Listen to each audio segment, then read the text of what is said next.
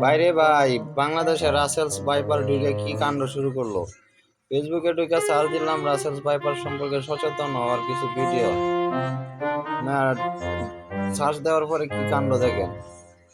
দেখলাম Russell's viper, দেখলাম কিছু ভিডিও এই সামনে আসলো। এই যে একজন কৃষককে যেভাবে কামড় দিছে ঘটনা। তারপর দেখলাম হঠাৎ করলো কি রাসেল ভাইপারের আইডি। ভিতরে গেলাম, গিয়ে দেখলাম যে তার ফ্রেন্ড লিস্টে পুরো রাসেলস ভাইপারের অভাব নেই।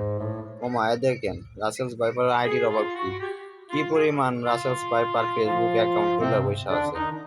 প্রত্যেকজনের বউ, নাতি, বান্ধবী সব মিলায় একদম রাসেলস ভাইপারের স্ত্রী।